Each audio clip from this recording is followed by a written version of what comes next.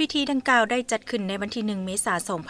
2025 ที่บริษัทสตาร์โทรคมจำกัด โดยการเป็นประธานของสหายพลโทศาสตราจารย์ปริญญาเอกวงศ์คำพรหมกรรองรัฐมนตรีกระทรวงป้องกันประเทศ ประธานสภาบริหารบริษัทสตาร์โทรคม มีคณะนำห้องว่าการกระทรวงกรมห้องการคณะอำนวยการบริษัทตลอดฮอดพนักงานหนักหบเข้าห่วมในพิธีสหายพันเอกสลองไซไซยาเสนาหัวหน้าห้องการเมืองห้องว่าการกระทรวงป้องกันประเทศได้ผ่านข้อตกลงของกระทรวงป้องกันประเทศว่าด้วยการอนุมัติให้นายทหารขั้นสูงพักการหับบำนาญตกลงอนุมัติสหายพลกตวาบีมัวไฟไดยาจ้าห้องอำนวยการบริษัทสตาร์โทรคมพักการเพื่อเกี่ยมหับบำนาญพร้อมทั้งผ่านข้อตกลงของกระทรวงป้องกันประเทศว่าด้วยการยกย้ายและแต่งตั้งอำนวยการห้องอำนวยการรัฐวิสาหกิจลาวเอเชียและห้องอำนวยการบริษัทสตาร์โทรคม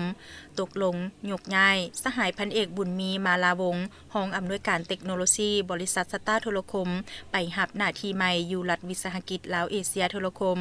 ทั้งแต่งตั้งสหายเป็นห้องอำนวยการรัฐวิสาหกิจลาวเอเชียโทรคมและเป็นอำนวยการร่วมรัฐวิสาหกิจหุ้นส่วนท่าเรือสากลลาวเวียดนามผู้ประจำการอยู่ท่าเรือวุงอางแขวงฮาติงสาธารณรัฐสังคมยมเวียดนาม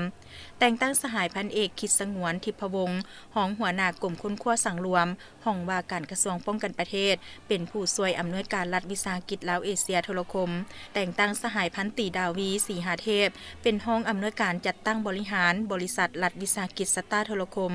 และสหายจันทวิสัยธรรมวงศ์เป็นห้องอำนวยการเทคโนโลยีบริษัทรัฐวิสาหกิจสตาร์โทรคมโอกาสนี้สหายพลโทวงศ์คำพรหมกรได้แสดงความย่องยอสมเสยต่อผลสำเร็จตลอดระยะการปฏิบัติหน้าที่ของสหายพลกตวาบีมัวไฟดังยาจ้า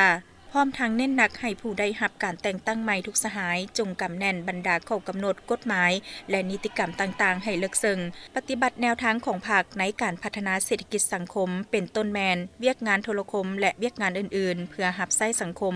ติดพันกับการเชิดชูน้ำใจสิทธิ์เป็นเจ้าตนเองปรับปรุงบทบาทการจัดตั้งคณะพรรคองค์การจัดตั้งมหาชนทุกแขนงการสืบต่อรักษาความสามัคคีความเป็นเอกภาพระหว่างพนักงานลาวเวียดนามเอาใจใส่ยกสูงความรับผิดชอบต่อหน้าที่การเมืองปฏิบัติภาระบทบาทเคลื่อนไหวธุรกิจและบริการให้มีประสิทธิภาพเพิ่มทวีความสามารถนำพาให้สูงขึ้นสมกับความไว้เนื้อเชื่อใจจากภาครัฐและกระทรวงป้องกันประเทศที่ได้มอบหมายให้